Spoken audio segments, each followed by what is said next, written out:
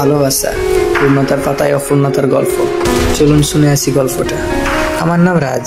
আমি ছোটবেলা থেকে নানির বাড়িতে থাকতে পছন্দ করতাম, কারণ ওখানে একটা খেলার ভালো সঙ্গিনী ছিল, আর সঙ্গিনীর নাম ছিল স্নেহা।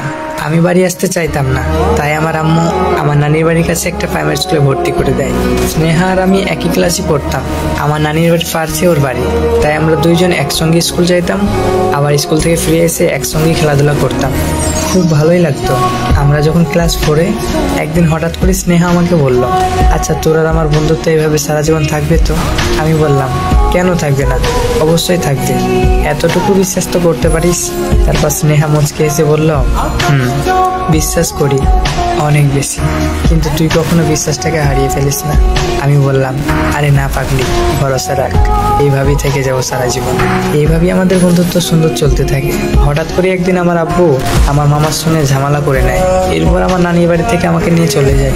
আমাকে আমাদের এইখানে একটা স্কুলে ভর্তি করে দেয়। তখন স্নেহার সঙ্গে পুরোপুরি যোগাযোগ বন্ধ।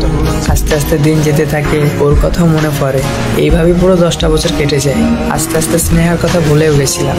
10টা বছর তার সঙ্গে কোনো দেখা নেই, কথা নেই। হঠাৎ একদিন স্নেহার কথা মনে পড়লো। আমি একদিন কলেজ থেকে বাড়ি ফিরছি। ঠিক ওই সময় আমার মতো স্নেহার মতো দুটো বাচ্চা বাগানে বসে খেলছিল। যেমনই স্নেহার কথা মনে পড়লো, মনটা বড্ডই খারাপ করতে লাগলো। এরপরে কিছু না ভেবেই আমি চুপি চুপি স্নেহার সঙ্গে দেখা করতে চলে যাই। স্নেহাদের বাড়ির সামনে দেখে একটা মেয়ে দাঁড়িয়ে আছে, যেমন রূপ তেমন চোখের মায়া, আর মাথার চুলগুলো ফুরফুরে বাতাসে উঠছে। এরপর আমি নিজের মাথাতে মেরে নিজেকে বোঝালাম, এসব কি ভাবছি আমি? আমার কাছে সব থেকে ভালো পছন্দের বন্ধু তো স্নেহা, ওর থেকে সুন্দর কেউ আর হতেই পারে না। ভয়ে ভয়ে মেয়েটির সামনে যায়, মাথাটা নিচু করে মেয়েটিকে জিজ্ঞেস করলাম, আচ্ছা এটা তো স্নেহাদের বাড়িতে না?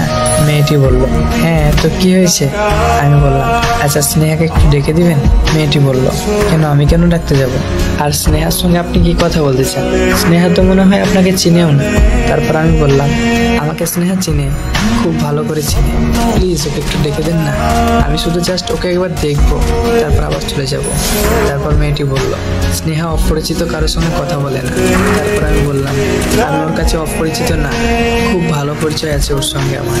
তারপর মেয়েটি বলল, আচ্ছা আপনি কে বলেন তো? তারপর আমি বললাম, স্নেহা ছাড়া আমাকে কেউ চিনতে পারবে না। এরপরে যা মেয়েটি বলল তা শোনার জন্য আমি প্রস্তুত ছিলাম না। মেয়েটি বলল, আমি স্নেহা, বলুন তো এবার কি বলছেন? আমি তখন পুরোই অবাক, এই তাহলে আমার ছোটবেলার খেলার সঙ্গিনী। তার দিকে আমি একভাবে তাকিয়ে আছি, মায়াবী চোখ, মায়াবী চেহারা, আর ফুরফুরে বাতাসে চুলগুলো উঠছে। তারপরে স্নেহা আমাকে বলে উঠলো, কি হলো বলুন, কি বলবেন? আমি স্নেহা। আমি বললাম, স্নেহা তুমি কি আমাকে সত্যি চিনতে পারছো না? তারপর স্নেহা আমাকে বলল, আপনাকে তো আমি কখনো দেখিনি, কিভাবে চিনবো?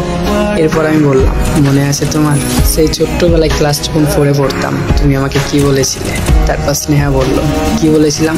তারপর আমি বললাম, আচ্ছা তোর আর আমার বন্ধুত্ব এইভাবে সারা জীবন থাকবে তো? এরপর স্নেহা বুঝতে পারলো সেই রাজ আমি। স্নেহার চোখে পানি। আমি বললাম, এই পাগলি কান্না করছো কেন? স্নেহা কান্না করতে করতে আমাকে বলল, সেই ছোটবেলাতে তোকে হারিয়ে ফেলেছি।